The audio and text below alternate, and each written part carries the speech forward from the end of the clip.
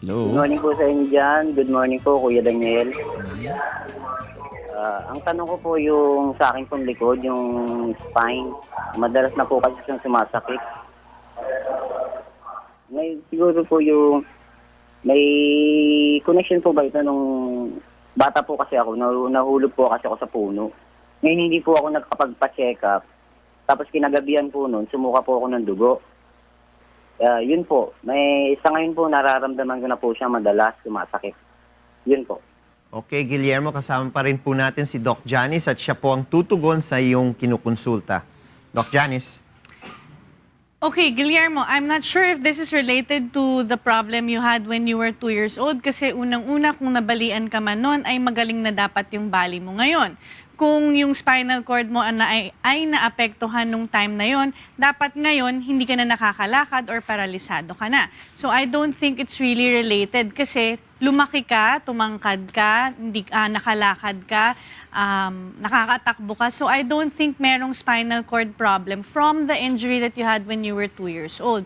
But I'm not sure kung ano talaga yung naging problema mo nung 2 years old ka. Ngayon yung pain na nararamdaman mo ngayon, I don't know how you know na spinal cord ito kasi maraming areas sa likod natin, maraming posibleng mag-cause ng pain and ang most common doon is yung muscle spasm na tinatawag natin, no? So, posible naman na hindi affected yung spinal cord mo agad. Posible na nangangawit ka lang dahil matagal ka nakaupo, or matagal ka nakatayo, or compromise yung position mo kapag nagtatrabaho ka na hindi naman talaga spinal problem, no? Or ibig sabihin lang nito is mahina yung back muscles mo kaya nagkukos ng pain or nakakaramdam ka ng pain. Ngayon, what you should be doing is number 1, i-check mo yung posture mo kapag nagtatrabaho ka. Pag nagtatrabaho ka ba, nakayuko ka bang ganon? Or baka naman mamaya, ano bang trabaho mo, Guillermo? Ngayon po, car wash po ako. Oh, yun, car wash. So, syempre, yung trabaho mo, medyo mabigat-bigat na trabaho na very physical. So, hindi ako magtataka na makaramdam ka ng body pains at the end of the day. So, ang pinakamaganda mong gawin is, number 1, kailangan mo mag-exercise ng core and back muscles mo para mapalakas mo to, para ma-minimize mo yung recurrence ng pain. Number 2, pwede ka mag-apply ng warm compress sa likod mo at the end of the day, mag-take ka ng warm showers at the end of the day para ma-ease yung tension ng muscles mo. Pwede ka rin naman mag-take ng mga pain relievers and muscle relaxants para din mabawasan yung sakit na nararamdaman mo. Pero para masigurado talaga natin na hindi talaga spinal cord yung problem mo at muscular lang talaga in origin, mas i-recommend ako na pumunta ka sa clinic ni Kuya para makakapag-consulta ka at ma-check talaga natin na muscles lang talaga yung nagkukos ng pain mo. Okay ba yun, Guillermo? Okay po. Salamat po. Walang anuman. Thank you din. Doc Janice, yun bang pagiging pagkakarwas niya, di ba lagi siyang basa? Nagkukos ba yun ng muscle spasm?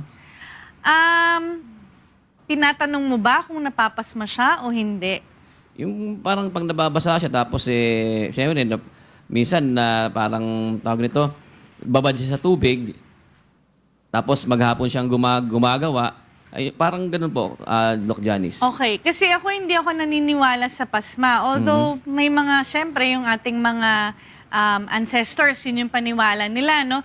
Pero kasi muscle spasm is more caused by, number 1, overuse ng muscles, tsaka fatigue. So kung paulit-ulit yung ginagawa mo, tapos compromise yung position ng muscles mo, napapagod yung muscles mo, yun yung nagkukos ng spasm. Okay, yun lang, Doc Janice. Thank you, June. Kung Yes, June? SSD tayo mamaya. Nagbabalik tayo mamaya. Parang nagulat ka sa sagot ni Doc Janice eh. Hindi naman. Parang, siyempre, malinaw yung Wala sagot na eh. nga eh. Malinaw. Yeah. Oh, very clear. Malinaw o hindi malinaw? Malinaw. Okay. Pass your Malinaw. papers tuloy. Oo. Okay, maraming salamat, June Sayaw. Kasama po ng ating 1,360 monitoring centers worldwide. Okay, the new segment of the day.